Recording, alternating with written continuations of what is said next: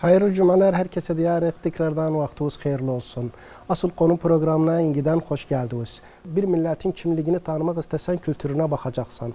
Türkmen kültürü de tabi asırlar boyu her bir dönemde çok bir zor durumlardan geçtiler. Ama ona rağmen Türkmenler kültürlerini savundular ve bugün kimin hala devam edilir. Tabii bu bölümde de benimle çok değerli ve kıymetli hocalarım vardır.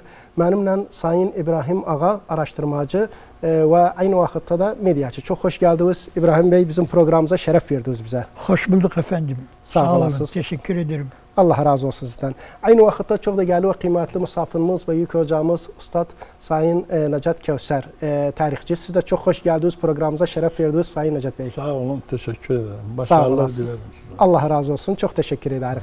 Belki değerli izleyicilerimiz, şimdi konumuza geçmeden önce bir veteranımız vardı. Onu izleyelim, ondan sonra tekrardan dönük sizden devam etmekteyiz.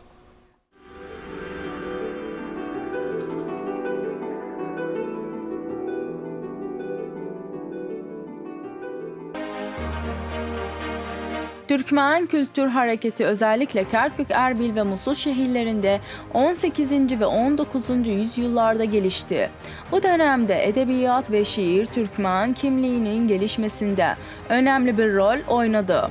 1868 yılında kurulan Rüşdiye Mektebi ve 1878 ile 1879 yıllarında Kerkük'te kurulan Vilayet Matbaası Türkmen kültürünün gelişimine katkı sağladı. 1920 yılında Irak'ın İngiliz mandasına girmesiyle Türkmen kültürü belirgin değişimlere uğradı. Türkmen kültürel baskılara ve İngiliz etkilerine rağmen edebi ve kültürel kimliklerini koruma çabası gösterdiler. Irak'ın 1932'de bağımsızlığını kazanmasının ardından Türkmen kültürü daha fazla baskıyla karşılaştı. Ancak 1959 yılında Türkmen Radyosu'nun kurulması, kültürel hakları korunması adına önemli bir adım oldu. Tiyatro ve müzik gibi sanatlar da Türkmen kültürünün güçlendirmesine katkı sağladı. 2003 yılından sonra Türkmen kültürü özellikle okullarda Türkmen çalışmalarının geri dönüşüyle kültürlerin ifade etme noktasında daha geniş fırsatlar buldu. Ancak Türkmen kültürü, kültürel düşünce hareketini desteklemek için projelere ve kurumsal yapılara ihtiyaç duymaktadır.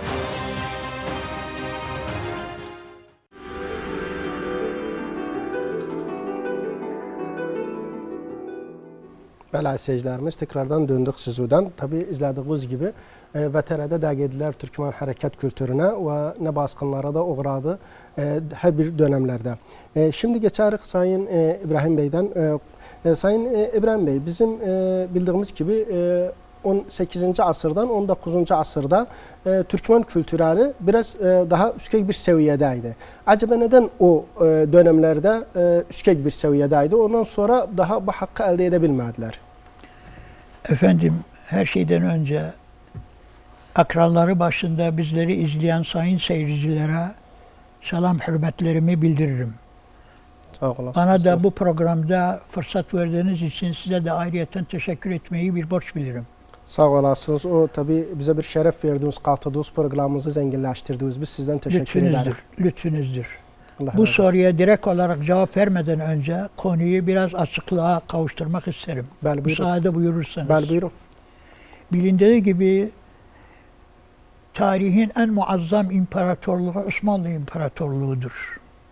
Sultan Süleyman Kanuni devrinde devlet çok muazzam bir yapıya kavuştu ve çok genişledi. Kültür bakımından olsun, medeniyet bakımından olsun dünyanın bir numaralı devleti haline geldi. Ama maalesef Osmanlı İmparatorluğu ne kadar ilimden uzaklaştıysa yavaş yavaş çöküntüye doğru ilerlemeye başladı. Osmanlı Devleti ne zaman kendisinin Avrupa devletleri karşısında aciz kaldığını anladı, 1699 yılında Avrupalı devletlerden yaptığı sulh anlaşmasında 1699'da Karlofça Muahedesi ile Osmanlı İmparatorluğu Avrupa devletlerinin üstünlüğünü kabul etmek zorunda kaldı. Bu devlet adamlarını düşündürmeye başladı. Bilindiği gibi devlet bu konuyu neden Avrupa'nın önünde şeye düştüler, yani aciz bir duruma düştüler. Bunun sebeplerini araştırmak istediler. Sebebi askeri bakımdan Avrupa'dan geri kaldıklarına karar verdiler. Silah bakımından olsun, fen bakımından olsun. İslahatı bu şekilde ilkin askeri kanatta yapmaya başladılar. Bir müddet sonra baktılar ki yine de Avrupa'dan geridirler.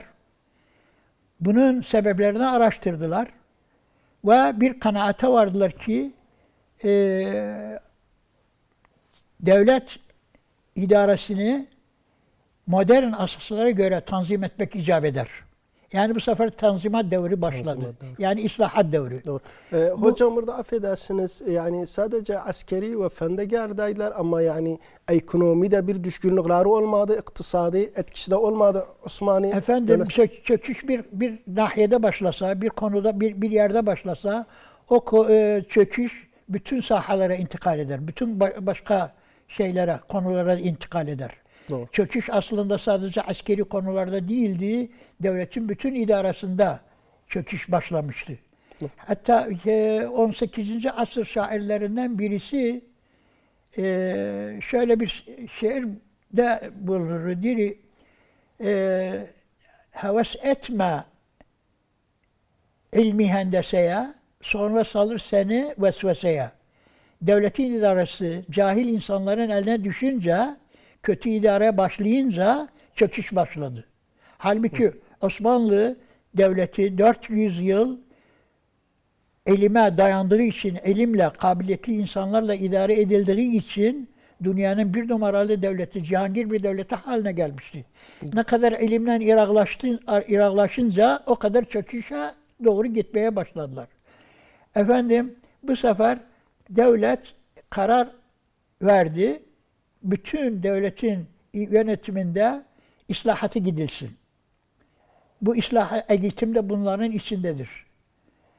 1839 yılında Gülhane-i Hattı Humayun fermanı da sultan çıkardırır. Tanzimatı başlar, islahatı başlattırır. İslahat ise eğitimde olur, devlet yönetiminde olur. İşte o sıralarda Rüşdiye mektepleri açıldı.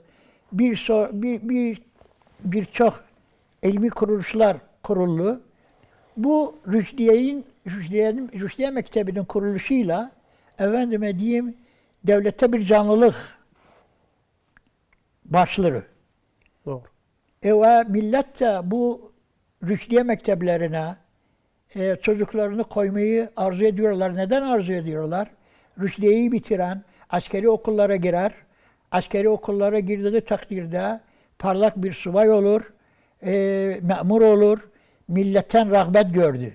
Hatta onu diyebilirim ki Kerkük'te, Kuzey Irak'ta Türkmen elinde Rüşdiye mekteplerine yoğun bir ilgi vardı. Dikkat buyurursanız Osmanlı İmparatorluğu'nun son dönemlerinde memurların çoğu bilhassa Arap memleketlerinde, Arabistan'da olsun, Kerkük kökenlidirler. Neden? Türkçeyi biliyorlar, Arapçayı da biliyorlar. Hatta Longcreek, İngiliz katibidir, Arbaat Kurun min Tarihil Irak'il Hadis kitabında Kerkük'ü şu şekilde vasfedilir. Diri, medrese li tehric el-muvazzafin el-Osmaniyin. Yani memur yetiştiren, devlete memur yetiştiren bir ekola benzerdir. Yani şunu arz etmek istiyorum kısacası. Hareket sakafiyanın yani kültür hareketlerinin canlanması Tanzimat'tan sonra başları.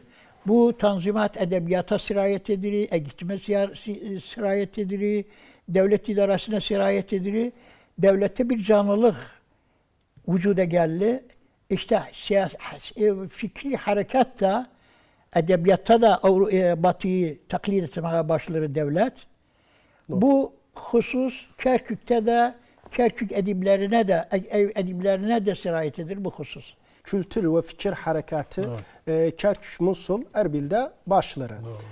Acaba özellikle de edeb ve şiir yani yönlerinde, Türkmence, Arap ve şiir yönlerinde. Acaba bunların nedeni, mesela neden o anlardaki Musul'da, Erbil'de, Kerkük'te bu edebiyat ve fikir harekatı başları, kültür harekatı? Sen bilirsin Irak Türkleri Selçuklu İmparatorluk'tan ta Osmanlı İmparatorluğu'na kadar bu uzun süre içinde pek çok devletler kuran bir millettir, Türk milleti.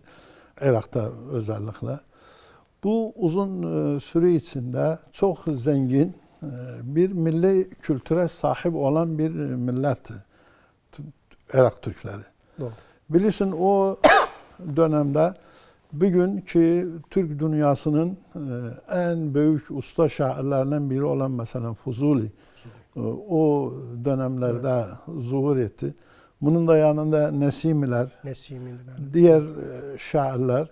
Yani o çevrede çok büyük milli kültüre sahip olduğumuz zaman çok büyük anlamda usta şairlerimiz ve yazarlarımız zuhur etti.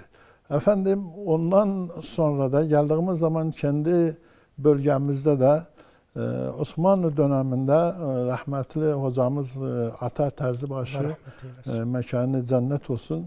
Kerkük şairleri 13 cilt yazdığı zaman o sürede 400'e yakın çok büyük anlamda şairlerimiz yetişmiştir. Safiler, efendim Navras Kadim. Bu şairlerden nasıl yetişti? Eskiden demin dediğim gibi o uzun süre içinde özellikle Ağa şimdi konuştuğu zaman Tanzimat'tan sonra resmi şekilde okullar açıldı. Ama ondan önce okullar neredeydi? Camialerdeydi, tekkelerdeydi, zaviyelerdeydi. Efendim örnek olarak Kerkük tekkeleri bir başlı başına bir medreseydi, bir üniversiteydi. Bütün ilimler orada okunurdu. Ondan sonra Kur'an-ı Kerim'den başka divan edebiyatı olsun. 12 ilim, 12 ilimler mesela ilmül kelam, bütün bu ilimleri okurdu. Nerede? Bu zaviyelerde, tekkelerde okurdu. O zaman çok büyük insanlarımız sayıda yetişti. Mesela biz tarihe bir göz atarsak Irak'ta indi demin hocam konuştu ki hani Longrik diğeri Kerkük bir kültür bostanıydı. Irak yönetimi Bağdat'ta istediği Basra'da, Bağdat'ta mesela indi Basra'nın bütün mektubi zadeleri Ömer Favuz Efendi orada Basra gazetesini çıkarırdı. Mesela Musul gazetesi öyle bütün Kerkükler bunu çıkarırdı. Evet. Tarihe göz attığımız zaman ilk Irak'ta kitap yazılan Davhatul Vuzara fi Tarih-i Zavra Resul Havi Kerküklü bunu yazıp Türkçe olarak yazdı. Kerküklüydü. Mesela Irak'ta araştırsak ilk hikaye Mahmud Nedim mesela bir Kerküklü bunu yazdı. Yani bu bize bir gösterir ki bölgemiz Kerkük mesela Irak Türkleri çok zengin bir milli kültüre sahibiydi. Bu da nedir? Mesela bizim çok anonim milli kültüre sahip olduğumuz mesela gelenek, göreneğimiz, efendim edebiyatımız, şiirimiz, hele bir hoyratımız mesela bir felsefe, bir dörtlükten bir felsefe anladır. Aziz Nesin var, Türk edebiyatçılarının en büyük tanınan bir şahsiyetidir. Doğru. Zamanında Duz'dan geçerken Tükancı'nın biri birisine şeyde der rahmet kefen çalana bir kitap yazdı bunun hakkında. Der Irak Türkleri bir 3 kelimeyle bir vecizeyle binlerce, yüzlerce kitap yazılı bilimin arkasından rahmet kefen çalana bu kelimeni şerh ederse ve açıklarsa yani vardı, bizim halkımız, bütün milletimiz büyük bir milli kültüre sahip olduğu için o milli kültürümüz çok büyük simeler yitirdi. Şiir alanında olsun, felsefe alanında olsun, diğer alanlarda da olsun. Dilimize sağlık. İnşallah tekrar dönmek size. Bir de Sayın İbrahim Bey, bizim Osmanlı döneminde acaba bizim mesela indi hani müessese diyelim özüne, cemiyet ki ilimde olsun, ne bileyim kültürde olsun filan bu gibi kuruluşlar var idi o zaman. Efendim, bu hususu şu şekilde cevap verebiliriz. Yani daha önceden, Tanzimat'tan önce ilmi manada, modern anlamda kültürel kurum kuruluşlar mevcut değildi. Ne? Eğitim, üstadımızın da buyurduğu gibi tekke zaviyelerde, camilerde eski usul üzerine yapılırdı. Modern anlamda böyle bir şey, sakafi, kültürel kurum kuruluş yoktu, mevcut değildi. Ancak bu son yani 20. asrın başlarında, 19. asrın sonlarında bu gibi cemiyetler kurulmaya başladı. Ez cümle Kerkük'te El Medresel İlmiye adı altında bir sakafi bir kuruluş, kültürel kuruluşu, ilmi anlamda, modern anlamda mekteplerin, okulların kuruluşu 19. asrın sonlarına, 20. asrın başlarına rastlar. Doğru. Hocam burada o zamanlarda özellikle de yani Irak diyağın, Irak gibi yerde yoksa da İran gibi burada hem Farsça kültürü ve edebiyatı var idi, hem Arapça edebiyatı var idi. Burada da Türkmence edebiyatı ve kültürü var idi. Acaba Türkmen edebiyatı veya Türkmen şiiri etkilendi Fars edebiyatına yoksa da Arap edebiyatına? Efendim, her şeyden önce bir Osmanlı kültürlüsünün, yani kültürlü bir şahıs olabilmek için her şeyden önce 3 dile vakıf olmak zarureti vardır. Türkçe, Arapça, Farsça bilmeyi yani zaruret halindeydi. Bu 3 dile vakıf olmayan kültürlü şahıs olarak sayılmazdı. O devirde yani Osmanlıca denilen dil işte budur. Yani 3 dile vakıf olacaksan, 3 dili bilmediği takdirde yani kültürlü sayılmasan. Acaba bunlar da aynı şekilde camilerde ya zaviyelerde ya tekkelerde öğrenirler bu diller yoksa elbette insanlar kendi çabalarıyla öğrenirler millet arasında? Hayır efendim, bu tekkelerde, camilerde hocalar, mullalar tarafından öğretilirdi. Mesela Farsça Gülistan'la Bostan, Sa'di Şirazi'nin bu iki kıymetli eserini mecburi bir şekilde öğrencilere öğretirlerdi. Farsça dilini de öğretirlerdi. Arapçayı da aynen o şekilde, Türkçeyi de aynen o şekilde. Yani aslında bu bir bakıma iyi bir şeydir. 3 dile vakıf olmak, tabir kabiliyetin, bir edibin ifade etmek istediği konuyu daha rahat bir şekilde anlatabilir. Özellikle de aruz vazirinde ki divan şiiri diyor gözüne. Elbette. O gibi şiirlerde daha zenginleştirir insanın hazinesini ki 3 dilden de kullanabilir bir divan o aruz şiiri dediğimiz. Efendim o zaman yani Türkçe'de eser yazabilmek için bu dillere vakıf olmadığı takdirde yazamazdın. O zaman Türkçe 44.000 kelimeyle konuşulurdu, yazılırdı. Bir gün bu birkaç bin kelimeyle ifade edilir. Ama burada ne olur? Yani bu konuyu fazla işlediler. Fazla tatarrufa gidildiği için millete, halk bu kelimeleri anlamamaya başladı. Bir halk kişi, yani halktan bir kişiyi normal alsa bu kültüre malik kişi değildir. Dolayısıyla bunu anlayabilmez. Evet. Halk anlamamaya başlayınca bir öz Türkçeleştirme akımı başladı. Bu hususu fazla Osmanlı dozunu kaçırttı diyebilirim. Doğru. Mesela alalım İstiklal şairi Mehmet Akif Ersoy'un şiirleri. Çanakkale üzerine yazdığı, İstiklal Savaşı üzerine yazdığı şiirler ne kadar kuvvetlidir. Güçlü bir Ama söz. dikkat buyurursan kelimelerin birçoğu da Arapçadır, Farsçadır. yabancı sözler var. İşte etmesin beni yurdumdan cüda, vatanımdan cüda. Cüda nedir? Farsçadır yani. Ayrı düşürmesin beni. Gel seni tarihe gömelim desem sıkmazsın. Seni ancak ebediyetler eder istiab. Bunu İstiab, bugünün genci bilmez, bu anlamaz da, ama bu istiab kelimesi ne kadar anlamlı bir şekilde, ne güzel bir şekilde ifade Belâgî bir edilmiş şekilde. olur. Doğru. Yani aslında bir dilde yabancı kelimelerin bulunuşu o dil için bir nakisa değildir. Şunu arz edebilirim ki bugün İngiltere'de İngilizce dilinde 4000'e yakın Türkçe kelime vardır. Bu İngilizceye bir nakisa getirmez. Bilakis İngilizcenin tabir kabiliyetini genişlettirir. Mesela bir kelime verebilirim. İngilizce'de serinity var. Serinity. Bu serinity nedir? Bizim serin kelimemiz. Serin. Kürtçe diyarı Evet. serin. Serin. Evet. İngilizce'de cold var, hot var.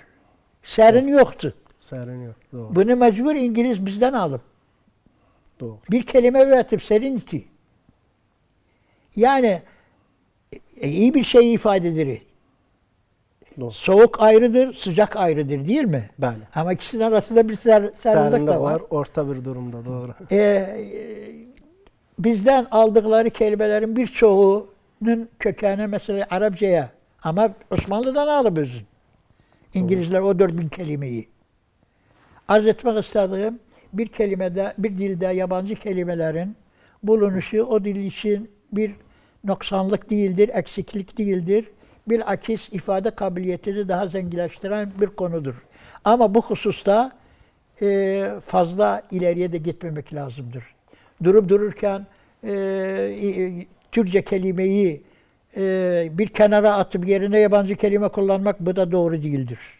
Doğru. Böyle Ama bir şey. bizim hal-hazırda gençlerimiz çoxu bizim yani bir yol görüşmelerin birinde rahmetli Ali Ma'rufoğlu dedi. Dedi ben bir kitap yazmışım. İçinde 1000 kelimeye yakın bizim kaybolan Türk sözlerinde. Elbette. 1000 dedi bunu da isterim yani bastırım mıydı da kaldı da bilmem yani arkadaşlar yanındaydı bastırdılar yiyor.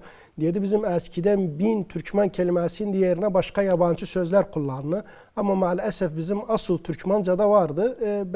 Bizim yeni gençler, yeni nesiller bunları unuttular. Dillerimizden kayboldu. Maalesef. Maalesef. Ve 1868'de biraz önce de değildi özüne. Rüşdiye okulu açılır. Bu milleti ne kadar etkilendi? Tabii ki bilsen ağa şimdi hani konuştu. Hani Osmanlı döneminde islahat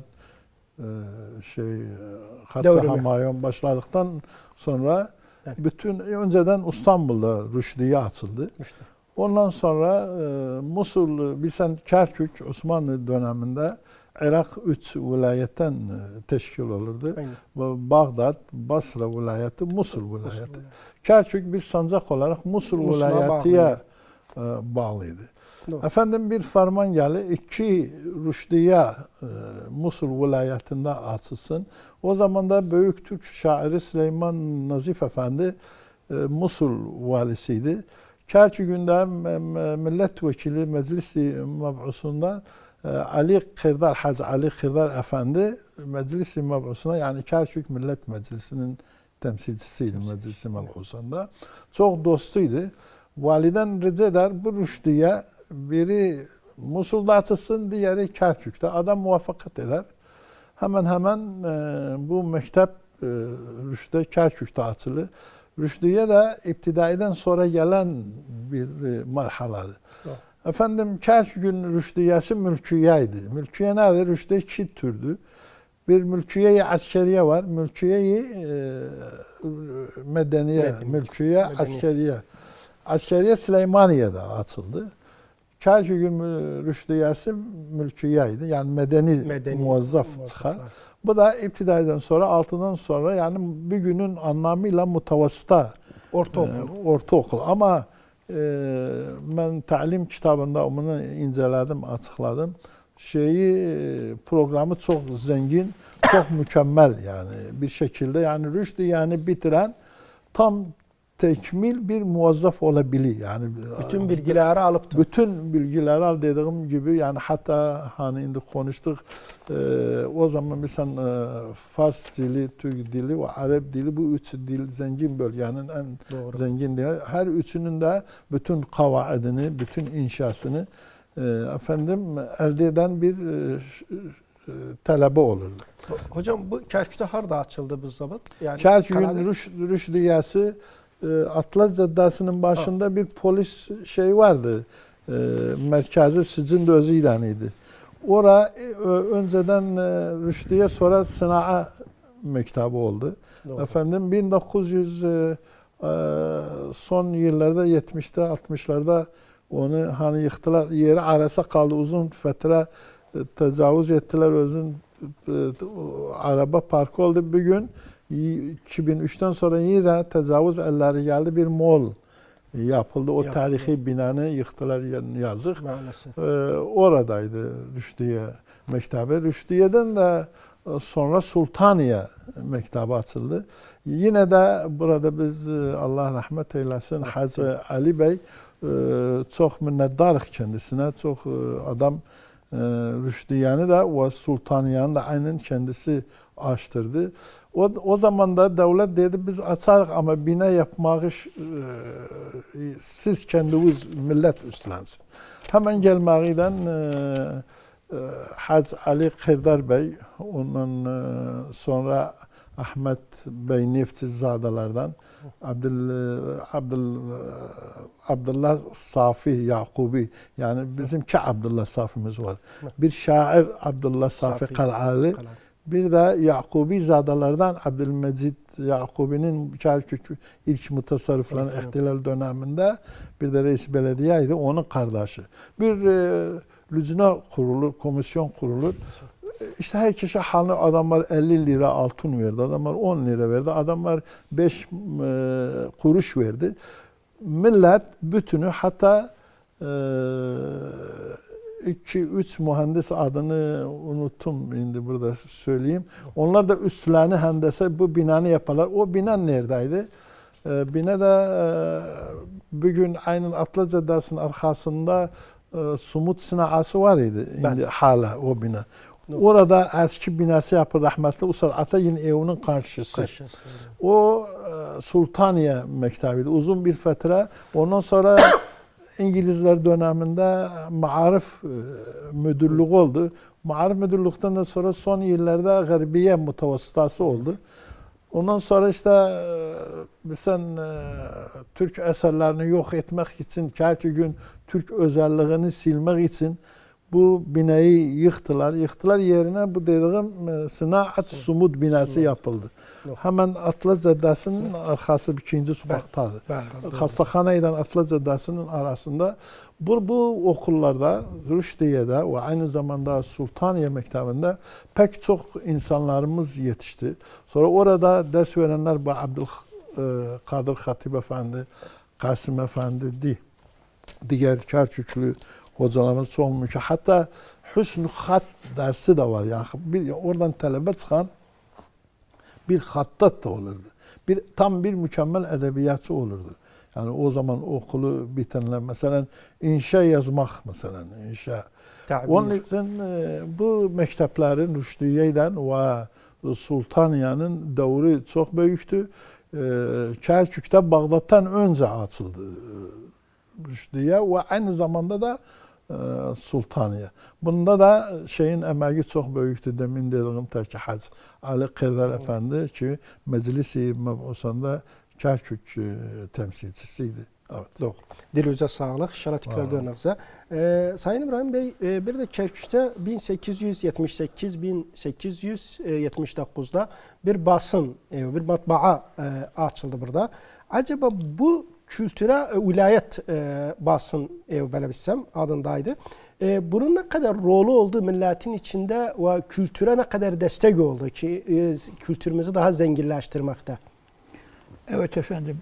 Aslında 1870'lerde milletten toplanan para ile Kerkük'te Sanayi Mektebi kuruldu.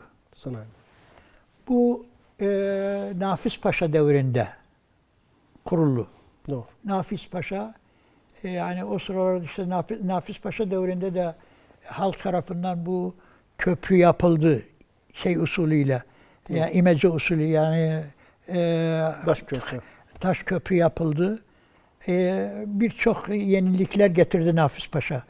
Nafiz Paşa'nın teşvikiyle ve halkın yardımıyla yardımıyla milletten toplanan para ile bir sanayi mektebi kuruldu. Evet. Ama bu sanayi mektebi Nafiz Paşa naklolduktan sonra biraz sönmeye başladı. Gel canlanır, gel söner. Ta bu durum Avnullah Kazım Vali Kerkük'te Avnullah Kazım'i Kerkük'te 1909'dan sonra tayin olunca bu sanayi mektebinin şeyini bir de canlandırdı ve bir matbaa getirmek istedi. 1900'lardan önce yani Kerkük'te bulunan matbaalar taş basmaydı. Yani buharla çalışan, hurufatla çalışan makineler değildi. Eski sistem. Eski sistemiydi. No. İşte o sıralarda Avnullah Kazım'ın öncülüğüyle 1500 altın lira halktan toplanıldı ve modern anlamda bir matbaa getirildi. Kerkük'te o matbaanın kuruluşuyla Kerkük'te muazzam bir sakafi hareket canlanır. Devletin jurnalları, broşürler, askeriyeye ait olan konular basılmaya başları. Ve işte o sıralarda bu Avnullah Kazım'ın getirdiği matbaadan önce de Mehmet Kutsi Zade. Mehmet Zeki Kutsizade, kardeşi Ahmet Kutsizade, bunlar getirirler, bir kendi paralarıyla bir matbaa getirirler. Belçika markalıdır. Elle çalışır. O matbaanı harda kurdular? İndiki büyük pazara girerken bir Bezirgenler Pazarı var ya. Bəli. Orada bir dükkanda kurdular. Efendime diyeyim zaten onun yanında da bir bina var idi. Şimdi bu pazarın yeri aslında karakoluymuş yani, kullukuymuş yani müdür şurtaymış yani. Bəli, polis. Bu bina kalmıştı ta 1960'lara kadar. Biz o sıralarda okula giderken geçerdik o binanın önünden. İşte o matbaa o şeyin yanında, o kulluğun yanında kuruldu. Havadis adında. Havadis adında. Gazetesi. Hatta Avnullah Kazım'ın getirdiği matbaa Havadis gazetesinin 30. ve 39 sayıları orada tab oldu. Ondan önceki kendi matbaalarında tab olunurdu. O Belçika markalı matbaada. Yani matbaanın gelişiyle Kerkük'te yani canlı bir sakafi hareket vücuda geldi. O zamanlarda sadece gazete basılırdı, yoksa kitaplar da basılırdı. Bir sürü kitaplar da basılmış. Kitap basılmış. Çok kitap basılmış. İyi oldu bunu hatırlattı bana. Havadis gazetesinin yanında bir sürü kitaplar da basılmıştır. İşte bu matbaa efendime diyeyim şeyin matbaası, Kutsizadelerin matbaası, efendime diyeyim ta 1918'e kadar görevine kalktı. Osmanlılar 1918'de Kerkük'ü terk etmek zorunda kalıncalar, İngiliz işgaline uğrayınca Kerkük, İngiliz ihtilaline uğrayınca, efendime diyeyim Osmanlılar o Avnullah Kazım'ın getirdiği matbaayı tahrip ettiler. İngiliz ordusu bundan istifade etmesin diye. El koymasın işte. Havadis gazetesi de ta 1918'e kadar basılırdı, o matbaada basılırdı. Ondan sonra öz matbaalarına döndüler bir de. O matbaada 18 yılından sonra bu matbaanı İngilizler kiraladılar ailesinden. Kutsizade ailesinden kiraladılar. 1919'da satın aldılar bu matbaayı. Kerkük Havadis gazetesinin yerine İngilizler ne çıkarttılar? Necma adında bir gazete çıkarttılar. Kendi amallerine hizmet etmek için. Ve belediye aldıkları matbaanın da belediye adını tescil ettiler. Yani matbaanın o Avnullah Kazimi'nin getirdiği o matbaa belediye matbaası oldu. Devlete Ama bağlı. işe yaramırı yani Kutsizadelerin aldıkları o matbaa göreve kalktı ta 1926'lara kadar. Bir milletin kültürünü göze koydular. Evet. Sen bilirsin İngilizler Evet. bu bizim bölgeye gelmezden önce 16. asırdan başlayarak bu bölgeye türlü adlarla sıfatlarla seyyahlar gönderdiler. Aynen. Mesela davranış kılığında yahut bir ziraat alimi diye. Halbuki özleri bütünü İngiliz istihbaratın adamlarından birisiydi. Mesela Major Sun gibi, diğer Rich gibi çok seyyahlar ki ben bunu bir kitaplaştırdım. Seyyahların kalemiyle Kerkük. Bu seyyahlar bölgeyi taradıktan sonra İngilizlere tam bir vakıf oldular ki bu bölge çok zengin bir petrol kaynağıdır. Tabii bir zengin bir petrol kaynağı olduğu için İngilizler türlü bahanelerden neyle Kerkük'ü 6. ayın 20'sinde 1918'in teşrininde buraya bölgeyi işgal ettiler. Hatta bir ay sonra bir daha Osmanlılar döndü, Ali İhsan Paşagilleri. Hatta halk arasında iki sukut arasında Kerkük derlerdi. Neyse İngilizler bu bölgeyi aldıktan sonra tabii Türklerden aldılar bölgeyi. Evet. Hemen ilk vazifleri Ağa konuştuğu Havadis gazetasını duruttular. Tüm okulları, Türk okulları, Rüşdü yani, İptidai yani, Sultanı yani kapattılar. Bunların öğretmenlerini baskı bazında hemen güneye nefrettiler. Efendim bu sırada kalktılar kendileri hani Nezme gazetası çıkarttılar. Bunun da Sadi Efendi bu Zafer Mektebi'nin makaleti Kala'da Zafer Mektebi'nin okulu heyetine verdiler. Gazetanı çıkartmağa Nezme gazetasını. Bu sırada İngilizler bir politika işlediler. Arap milliyetçiliğinde bir Türk düşmanlığı. Yani Ayrımçılık burada millete gösterdiler Türkler kırar, töker, islahat yapmaz, bilmem ne etmez. Başladılar açtıkları okullar. Ondan sonra bu indi resmini gösterdiğimiz ki Elmiye okulunda kapattılar öğretmenler, şeyhler. Ondan sonra buraya bu Longir'e hakim askeri tayin edenler Abdülkadir Hatip Efendi, Allah rahmet eylesin, bu mektebin müdürüydü. Gider Longir'den bir ricada bulunur. Bu okul açılsın. Kabul eder okulun açılışını.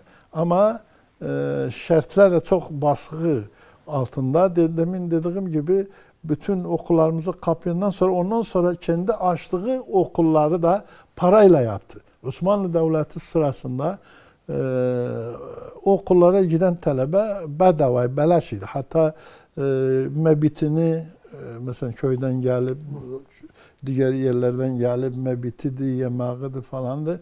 Bütünü devletin üzerineydi. Bedavaydı.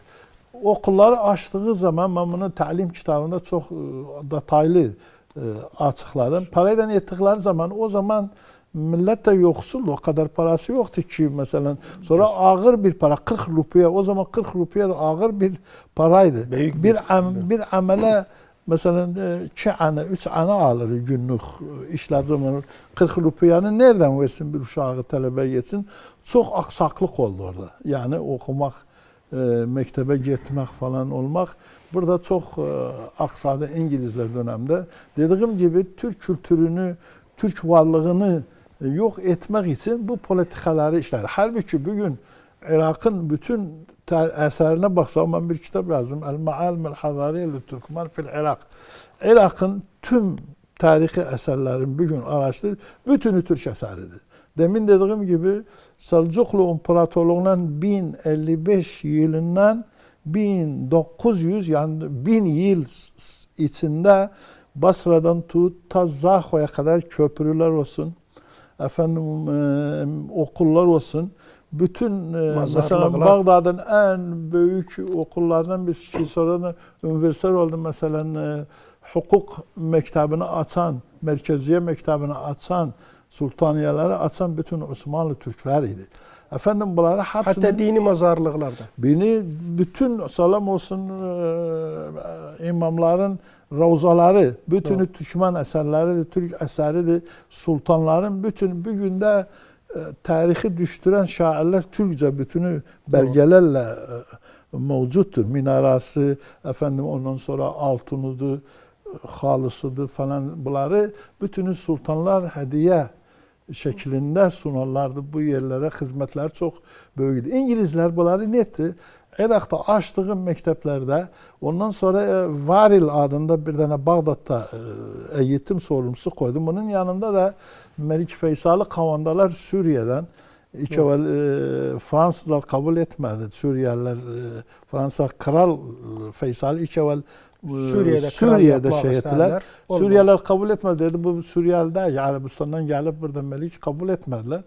Irak'a geldi. Iraklılar bunu kabul etti. Irak'a gelende Sa'd-ül Husari büyük bir Arapça alimdi. Halbuki Sa'd-ül Husari de özü bir Türk yetişmişti. Türklerin elinde yani Osmanlı döneminde yetişmişti ama Arapça, ırkçı bir fikirle yetişmişti. Bunu Faysal birinci evvel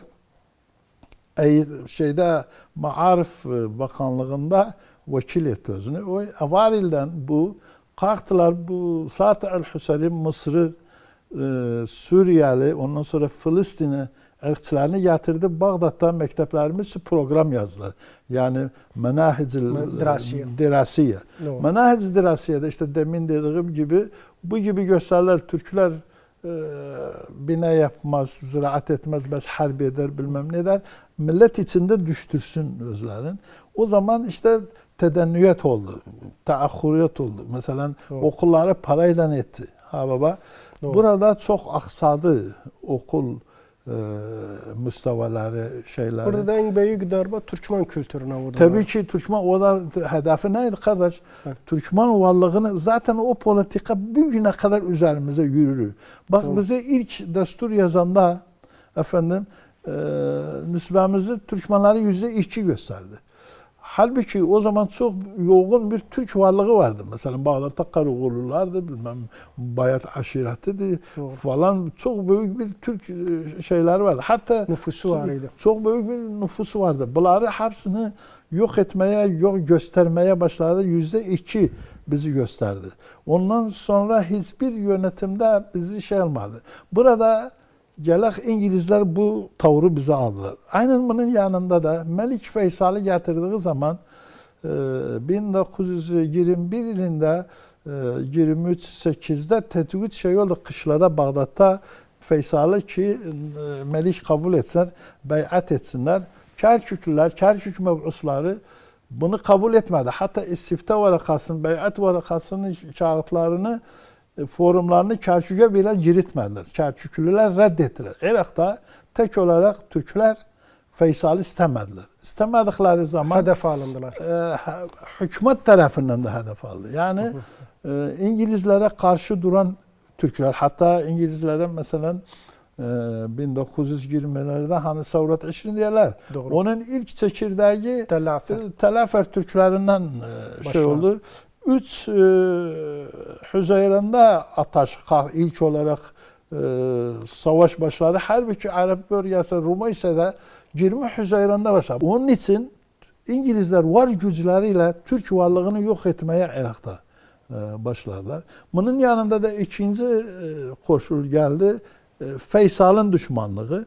Yani hem Irak hükümeti hem İngiliz yönetimi burada bizi hedef almaya başladı.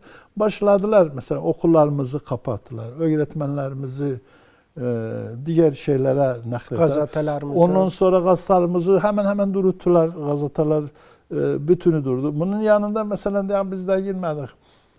Havadiz gazetenin yanında aynen Ahmet Medeni Muhammed Cüvet Efendi Maarif dergisi çıkarttılar. Maarif dergisi Irak'ta ilk dergiydi, Türkçe çıktı.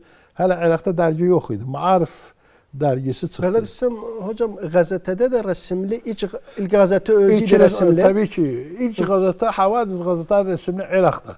Yani bu ilklərdə Irak'ta biz çok büyük ilklere imza atmışıq. Mesela demin dediğim ki Maarif dergisi Irak'ta ilk dergiydi. Çıktı. Dergi mefhumu bile Bağdat'ta falan yok idi. Onun için İngilizler bunları hepsini başladı yok etmeye. En büyük yok etmek de hani 24'te başladı. Gavurbağı katliamını da bile gerçekleştirdi. Bütün varlığımızı başladı vurmaya. Dilimizi vurmaya başladı. Dediğim gibi özet olarak bu politika bugüne kadar üzerimize yürür. Mesela bak bu asırda aynı zamanda Amerikanlara ben bir gün bu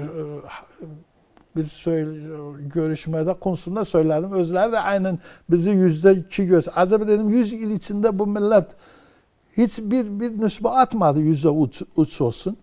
Bak bu yani manası bu iş bugüne kadar üzerimize. Mesela tarihi eserlerimizi biz bir de bu tarihi eserleri bak indi hani konuştuk. Rüşdiye Mektebi binası, Sanayi Mektebi'nin binası, ondan sonra Sultaniye Mektebi binası, Taş Köprü Nafiz Paşa yaptığı bütünü halk parasıyla her gün bir mahalle mesela bir gün Salkaye mahallesi amelası, parası, çagili, ehengi, kumu bilmem ne o mahalle verir. İkinci priyad verirdi. Üçüncü gün musalla verirdi. Onun için halk bak köprünü yıkanlar hani büyük bir tepki oldu şairlerimizin içinde. Evet. Çünkü herkes emeği geçip o binada yapıp bunları bütününü yavaş yavaş yok etmeye başladı. Eserlerimizi taş köprüler gitti. Okullar gitti. Saray, Kerkük Sarayı'nı yıktılar. İşte saysak ben bunları bütün yazmışım yani.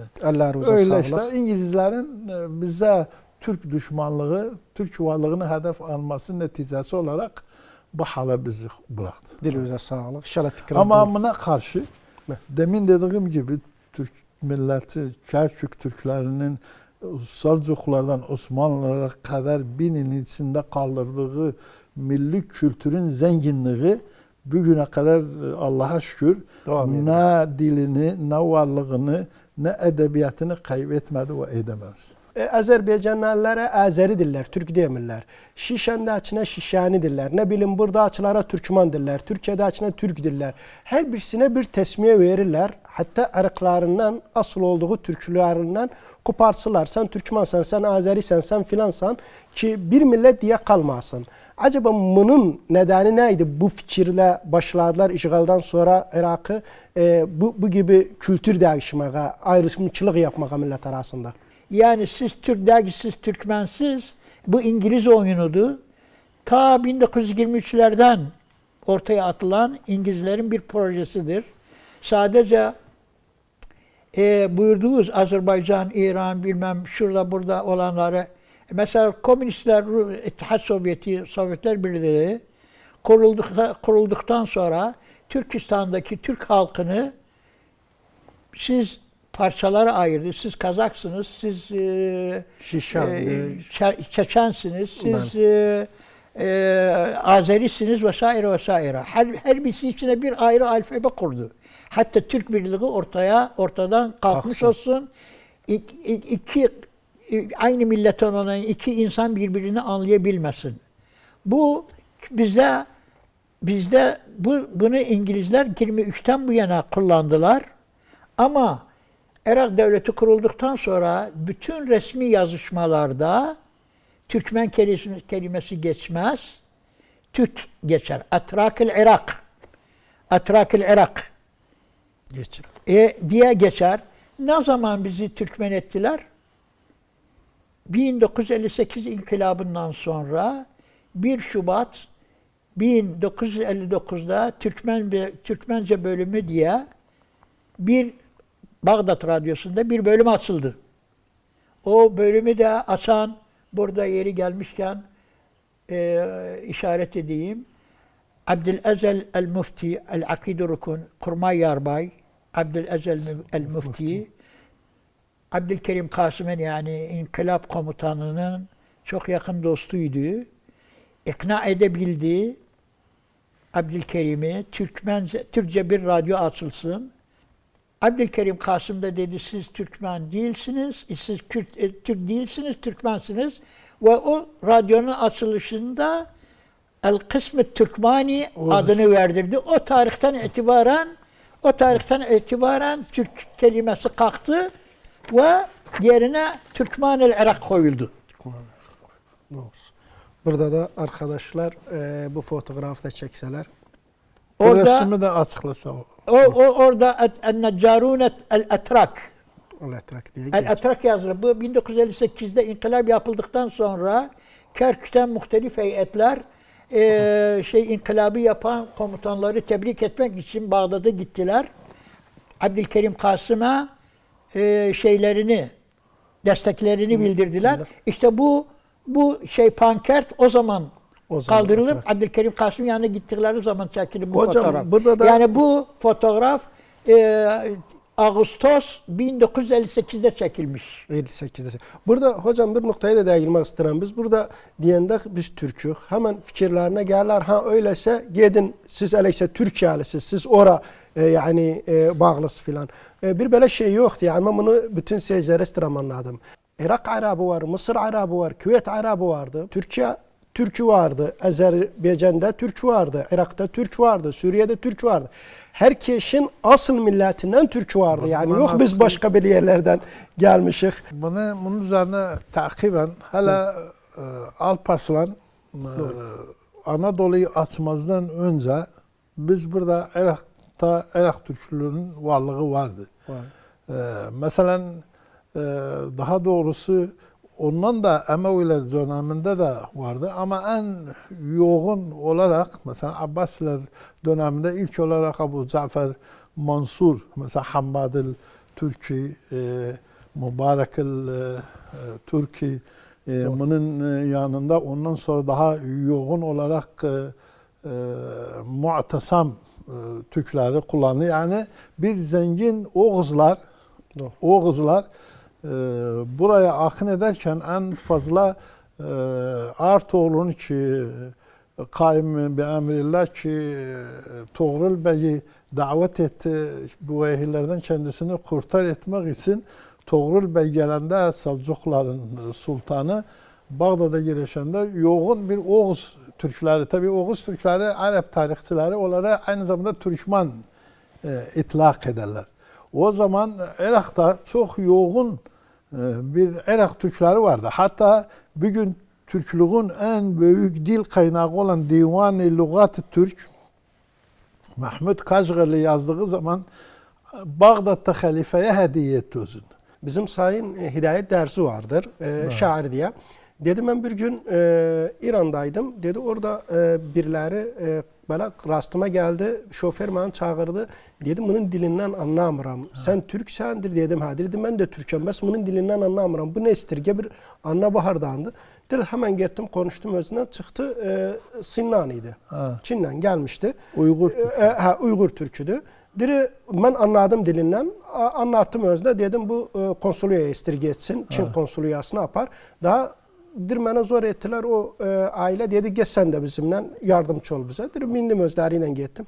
Dedi yolda selaştı sen nece yani İran Türklerinden sen dilimizi anladı. Burada biraz zorluk biz çekiriktir. Dedim ben Irak Türklerindenim. Dedi Kerkük'ten sen hemen. Dedim hiç gelipse Irak'a dedi yok. Dedi Kerkük'te bir yer var adı Tisin. Dedim ben teaccübüm kadir dedim ben Tisinliyim oradanım. Dedi bak bizim kitaplarımızda vardır. Biz vaxtında orada sultan var imiş, özlərinin imperatoriyaları. Hun imparatorluğunda Tisinliler Tisinlər. Deyir, orada bir muqata'a vardı. O imparatoriyanın oğlunun adı Tayson idi. Deyir, bu Tayson babasıyla biraz arası şey oldu. Ama bu çok eski asırlara dönüyor. Yani İslam asırlarından önce. Deyir, oğluna deyir, mən səni çox severəm, istəmirəm də öldürüm. Nanca malıssan, nanca askerisən, apar get, amma burada qalmayacaqsan. Mən hükm etdiyim yerlərdə heç birisində qalmayacaqsan. Deyir, indi getsə o Sin tarixi kitablarında mevcut, bu yazır. yazmış. Aynen. Deyir, oradan oğlan çıxır, dolana gəlir bura, bu Tisin yerinə. Burada qonur. Yani işte ne bileyim Xorasan'a gedir, şeye gedir, dolanır bura gel. Bura geləndedir, bura bir köylüktü şeydi. İlk yani Türkmenler o zaman olacak falan. Ama dilde bura Tayson, haradı bura Tayson yeridir. Dilde yavaş yavaş Tayson dön Tisin oğlu. Sonra Tisinliler, hatta Tisin yazılıyor Tayson. Hun imparatorluğunda evvelen büyük bir bölge, büyük bir aşiret yani kaitlik, kuvvetlik Hun imparator büyük bir menzileleri, yerleri var idi Hun imparatorluğunda.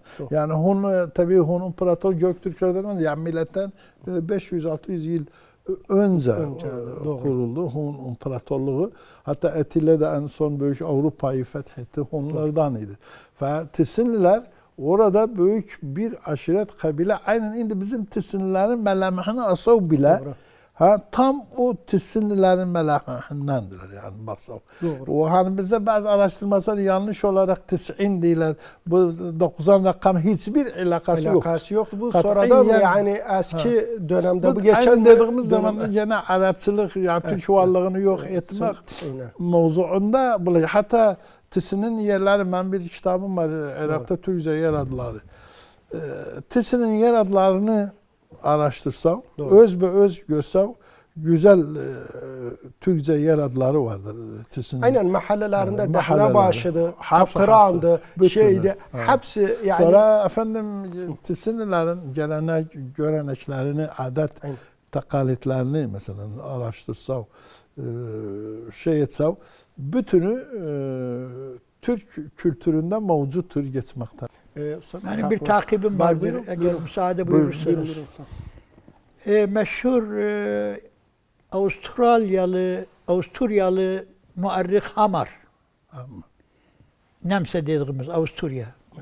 19. asırda yazdığı Osmanlı tarihi eserinde en kıymetli eserlerden biridir bu tarih. Bende var. Hamar tarihinde Tisin'i izah edir. Özellikle Türkçe bilen, Arapça bilen, Farsça bilen bir muarrihtir. Bir Tisin küçük Çin demektir. Küçük Çin. Zaten buyurdu Üstad, melamehleri çekik gözlüdürler. Bu nereden geliyor? Metehan devrinde Türkler Çin'e uzun bir müddet hakim oldular. Vallahi. Yönetim Türklerin eline geçti. O fetrede Türkler Çinlilerle izdivaç etmeye başladılar. Böyle bir hal aldı ki Metehan bu tehlikenin farkında oldu. Emir çıkarttı. Artık bugünden itibaren Çinlilerden evlenmek yasaktır. Kim evlenirse başı gider. Türkler o zaman büyük bir tehlike atlattılar. İşte oradan gelen bu Tisin'e yerleşimler, Doğru. efendime diyeyim Türklerde bir adet var. Bulundukları köyden, memleketten köç ettikleri zaman ayrı bir yerde gidip yurt tutsunsalar, orayı unutmamak için oranın adını o yeni yerleşme bölgesine verirlerdi. Evet. İşte o Tisin, küçük Çin, bu Tisin'dir. Burada kimin ne Tisin'le alakası var mı? Yok. Tabii 58'de gene bir diyağın inkılap oldu, indi bazıdır istiklal oldu. Herkes bir tesmiyeler verirler özlerine. Ama orada da gene Türkmen kültürü ve Türkmen edebiyatı ve Türkmen dili gene bir baskıya uğradı. Her ne de olsa o sonradan bir şey açıldı. 1959'da bir radyo evi açıldı Türkmence dilinde. Aslında demin de arz ettim. Ben. Bu rahmetli Abdülaziz Müftü'nün şahsi mütabaasıyla bu Türkmence bölümü açıldı. Evet.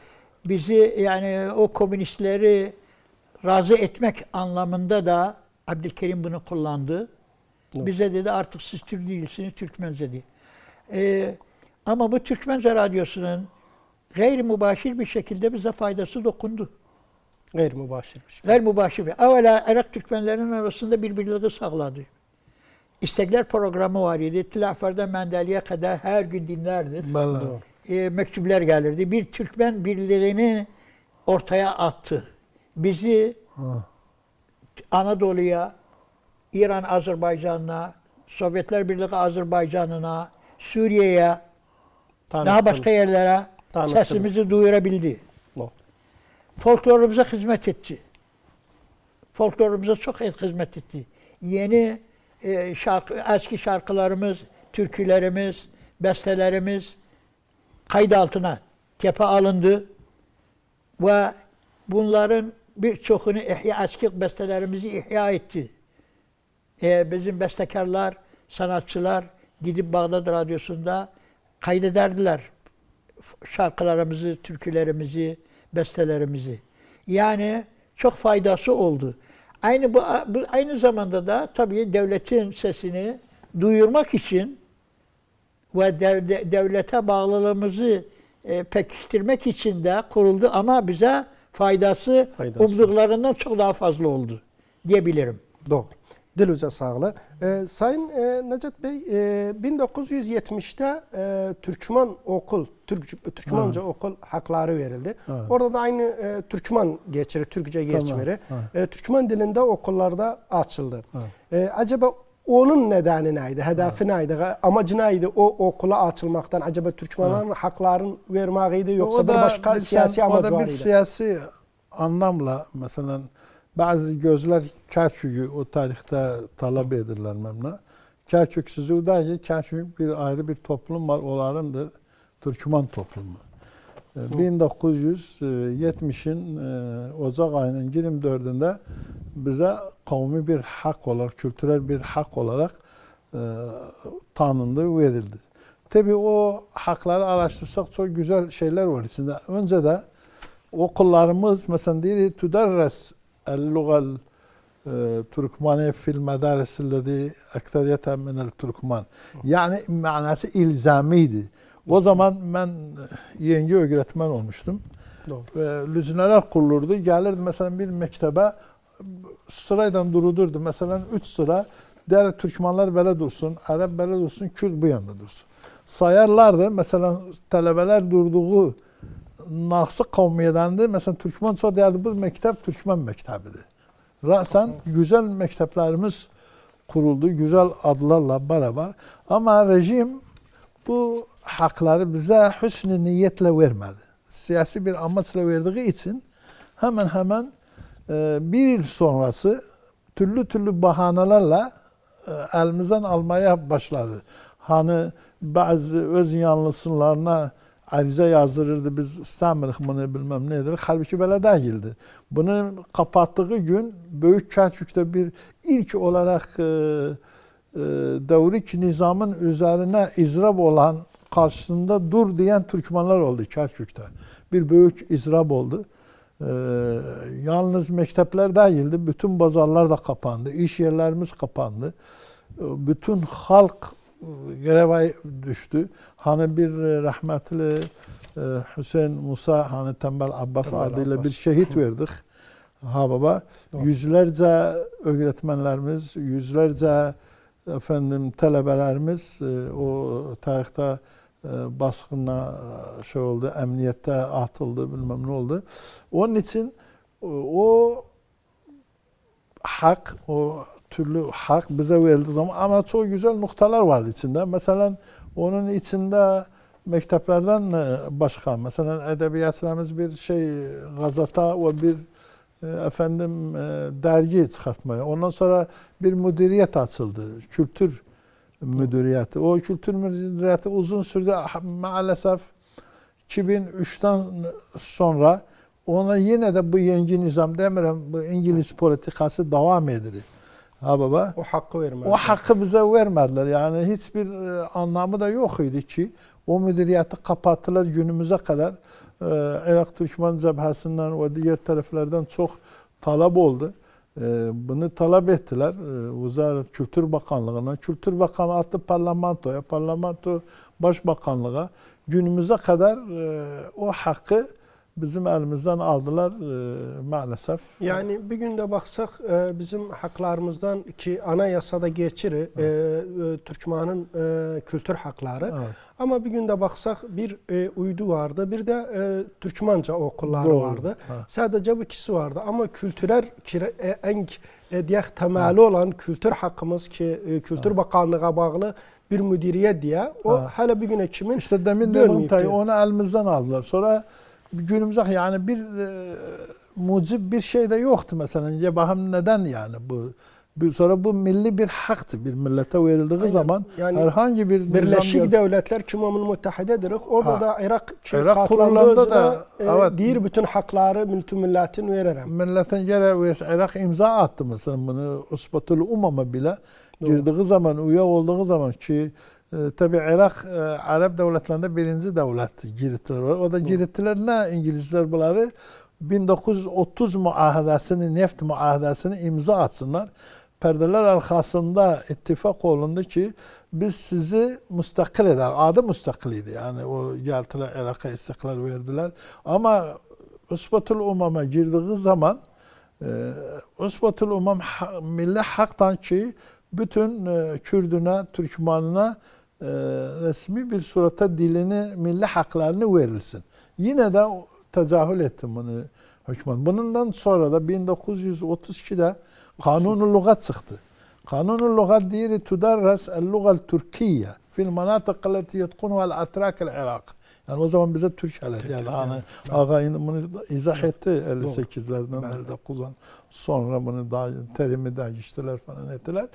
Türkçe hatta mahkemelerde bile bir Türkmen yettiği zaman bir Türk yettiği zaman mahkeme mecburdu bu adamı yargılasın Türkçe yani diliyle. Okulu diliyle. Maalesef gene de okullarımızı kapatmaya başladılar, yok etmeye. Bu da bir Türk varlığını hedef alma politikasıdır. Bir şeye temas etmek isterim. Öyle konunun dışına çıkıyorum. Buyurun. Havadis Gazetesi'nin bizim Irak Türkmen hareketinin kültürel hareketine çok büyük hizmetlerde bulunmuştur. Bu koleksiyon nasıl Üstad Atan'ın eline geçti? Bunu biraz izah etmek isterim. Tarihe bir not düşmek için. Memnuniyetle dinlerim. Buyurun. Havadis Gazetesi Havadis Gazetesi'nin koleksiyonu rahmetli Lütfi Kırdar bu koleksiyona malikiymiş. Lütfi Kırdar 1959'da Türkiye Cumhuriyeti Sağlık Bakanı iken Moskova'ya resmi bir ziyarete bulundu. Orada sağlık aldı. Dönüşte hastalanır. Evde doktorlar ona tavsiye ederler. Katiyetle istirahati çekileceksin. Hiçbir kimseyle de görüşme yapmayacaksın. Doğru. Kerkük'lü talebeler 1959'daki Kerkük'lü talebeler Ankara'da gazeteden bu haberi öğrenirler. Karar verirler gitsinler hemşerilerini ziyaret etsin. Gidirler bir buket gül aparırlar ellerinde. Sicilli ziyaret var. Davetli sicili. Orada Sağlık Bakanı'nın özel kalem müdürü diyor gelin şeyinizi yazın. Ta gelme olacak. Ziyaret olsun. Sizi göremez çünkü doktor tavsiyesi. Doğru. Bizimkiler ısrar edirler. Diyor özel kalem müdürüne diyor Sayın Başbakan Adnan Menderes Allah rahmet eylesin. Bile geldi onu istikbal etmedi. Çünkü doktor tavsiyesi. Sicil'de de Sayın Adnan Menderes'in burada yazısını gösterdi. Bizimkiler illa da ısrar edirler değiller. Sen git bir sele. Bak kabul eder bizi yoksa etmez. Adam mecburen gidir. Rahmetli Lütfi Kırdar ne diyor? Hemen alın. Hemen alın bunları. Allah affetsin. Diyor bizi istikbal ettiği zaman yatak odasında yataktan doğrulu oturur. Yataktan kalkır, yatak şeyinde oturur. Çocuklar Saygı biri, ben göstersin. sizi gördüm iyi oldum. Evet. Şunu arz etmek istiyorum. Yani Kerküklüler birbirlerini ne kadar severler dışarıda oldukları zaman. Aynen. Ve Kerkük'e de bu adamın ne kadar bir büyük sevgisi var imiş. Evet. Ziyaretin sonunda Evet. çocuklar diyor, ben yaşımı buldum. Bende bir koleksiyon vardır, Havadis Gazetesi. Nimet. Ben öldükten sonra bunun değerini kimse bilmez. Hatta tercih var. Çöpe atılır. Evet. Ben bunu size emanet ediyorum. İcap eden kişiye Buyurun. bunu teslim edersiniz. Biliyorsun. Bunu rahmetli Necdet Koçak'a verir. Aa, Tabii bu bilgileri doğru. ben rahmetli Necdet Koçak'tan öğrenirim. Doğru. Allah affetsin. Çünkü Allah Necdet rahmet Koçak 59'da Türkiye'ye Vallahi fakülteye girdi. Doğru. Ben ise 1960'da girdim. doğru diyorsun. El-Muhim bunu bana özel olarak anlatmıştır. Onun için bu koleksiyon birkaç yıl rahmetli Necdet Koçak'ın yanında kaldı. Kaldı.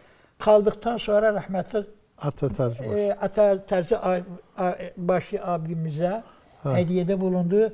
Ata Terzi başı abimiz de Allah garik rahmet eylesin.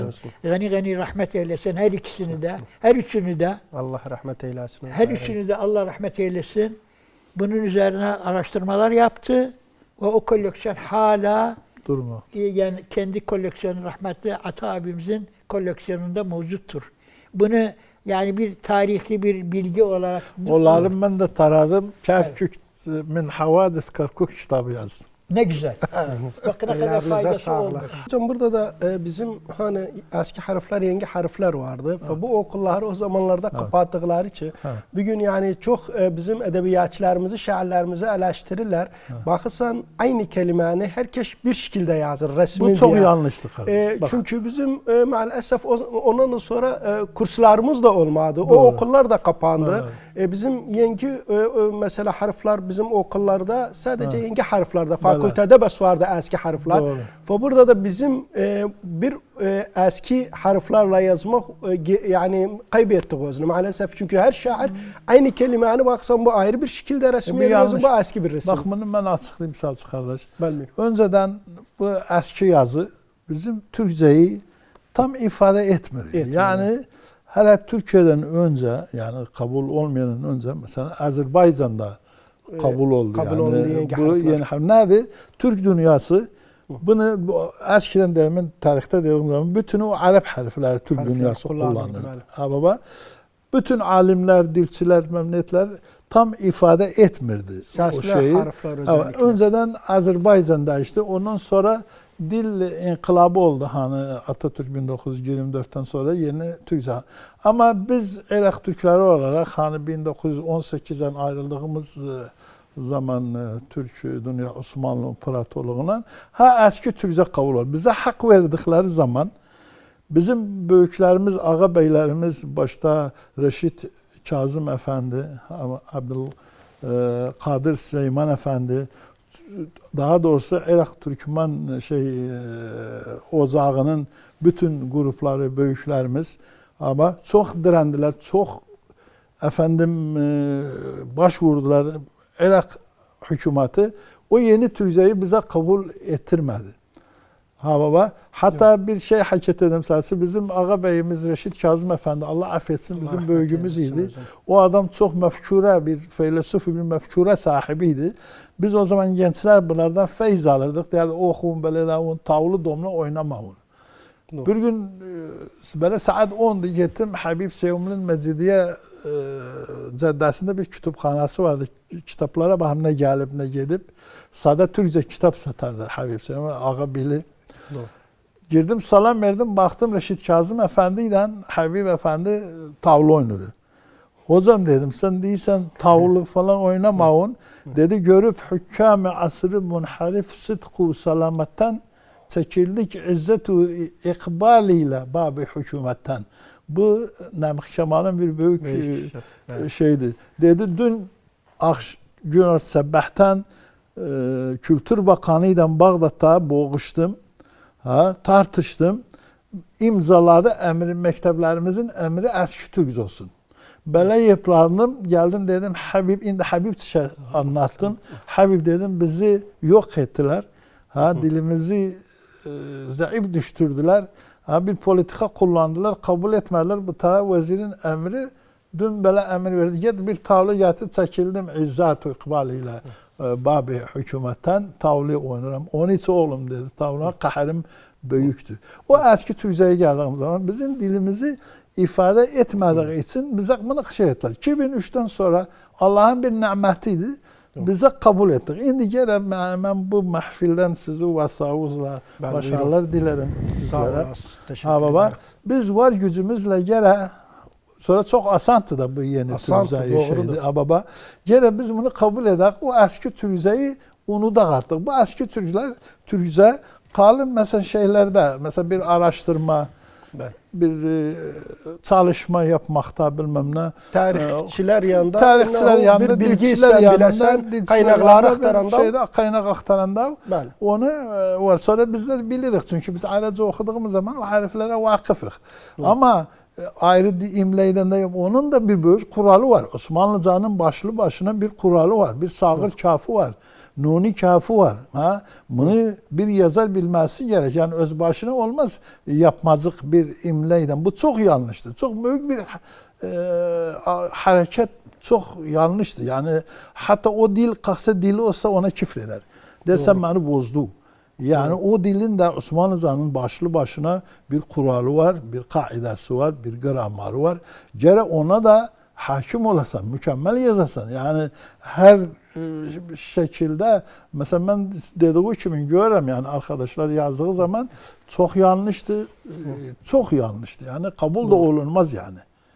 Doğru. Maalesef. Maalesef yani. Hatta bak kardeş bunun yanında mesela Davud Çelebi bir şey var. Büyük yazar Muslavu'du. Yani Arap'tı. Tabi adam Osmanlı adamlarından da yetişmiş bir adamıydı. Osmanlı Devleti hani ayrılanda, Irak düşende İstanbul'dan geldi, Musul'da yerleşti. Meclis-i Meb'usana, şimdi benim evdədir, onun üzerinde çalışma yapıram. Meclis-i Meb'usana bir büyük çalışma verir. Bu bilsen ha zaman 1900'lerde, yani harpten önce Osmanlı Devleti'ne yazı yazırı. Dili bu Musul'da biz yazandak dilimizi, Türkçeni ifade etmiyor bu Arap harfleri. Temenni bunu yeni Latin harflerine döndürəğin. A bel olsun, ba bel olsun bir güzel cedvel edip. Efendim sunup, onlar da işte hala dirası olunca bilmem ne olunca harp oldu, adam terk eder, netice almır. Ben de o vesikaları aldım, yine yanımda üzerine bir çalışma. Yani hatta Arap yazarları ki Türkçe bilir, bunu kabul etmir. Eski Türkçe'nin yeni Türkçe'yi tercih eder. Ondan sonra Cevahiri, büyük şair yani. Ha baba, ona kadar benimsiri yeni Türkçe'yi kabul ettirir, ederim onu. Yani onun için bizim en iyi ifade eden fonetikimizi, dilimizi yeni Türkçe'dir. O çok asantı da. Temennim eskini unudak, araştırmalarda efendim, diğer çalışmalarda onu kullanmak, bilgi almakçı ama yazılmaklarımızda yeni harfler daha uygundur. Bir de eğer eski Türkçe'de yazarsa mecburdu. Osmanlı Devleti zamanında yazılan kurallara göre de yazılsın. Yani her türlü öz başına mesela bir yazında o yaz istemez bir mesela yazılı. Onun da bir kuralı var. Hatta İngilizce'de mesela knife yazanda o ayrı bir şekilde yazılır. Kaf yazanın özü kaf nutukta da yoktu mesela. Yani türlü okunur o eski Türk. Yani o bizim dilimizi ifade etmez. Evet. Öyle. Tamam. Dillerinize sağlık. Tabii isterdik hala bazı sorularımız da kalmıştı 2003'ten bir yana. Onlara da dağılağın ama maalesef vaktimiz çattı. Buradan tabii sonsuz teşekkürüm bildiririm sizlere. Ve bu arada son sözünüzü alım sizden Sayın İbrahim Bey. Efendim 2003'ten sonra Irak'ta bir özgürlük havası esti. Birçok gazete, dergi, kitap çıkmaya başladı. Türkçe veya Türkmence basınına baksak, yayınlarına baksak, sayı bakımından çok, muhteva bakımından çok zayıf yayınlar ortaya çıktı. Gazete olsun, kitap olsun, broşürler olsun. Efendime diyeyim, bu bizim kültür hareketimizin ne kadar dayaz olduğunu ifade eder. Çünkü basın nedir? Basın yayın bir milletin fikri düzeyini Kimliğidir. akseden bir araçtır. Doğru. Bunun sebebini araştırmak lazımdır. Bence dilimiz bozulduğu için 100 yıldan beri İngilizlerin çabası sayesinde, Saddam'ın çabası sayesinde dinimiz, Türkçe dilimiz maalesef çok müthiş bir şekilde bozuldu. Bu bozulmaya hala da devam ediyor. Bir dili iyi bilmek için, bir dili iyi biliyorum diyebilmek için 4 tane unsurun tevafur etmesi lazımdır. Bir iyi okumak, bir iyi yazmak, pürüzsüz, galatsız. Bir iyi konuşmak, bir de duyduğu sözleri iyi anlamak, yanlış anlamamak. Bu 4 unsuru bir gün Irak Türkmenleri arasında konuşulan Türkçe'ye tatbik etse, maalesef Irak Türkmen halkı maalesef diyorum sınıfta kalır. Türkçeyi hiçbir şekilde adli yapılı bir şekilde bilmeli, öğrenebilmeyip. Buyurdunuz. Herkes bir şekil yazır eski Türkçeyi. Rezalet. Eleştirme yok. Rezalet. Güneşi güneş yazır. Kızı kıza yazır. Üstadın da buyurduğu gibi Osmanlı Türkçesinde bir kurallar vardır. Mesela Yurt Gazetesi çıktı bir ara. Ben. Yurt Gazetesi Kafinun'u ilga etti. Osmanlı imlasından. Evet. Ne anlamı var bunun? Kaftan yazısı, nun kaftan yazısı. Aslında bu o insanların o gazetede işraf eden kişilerin cehaletine delalettir. Aslında kafinun biz bildik her harf bir sesi ifade eder. Doğru.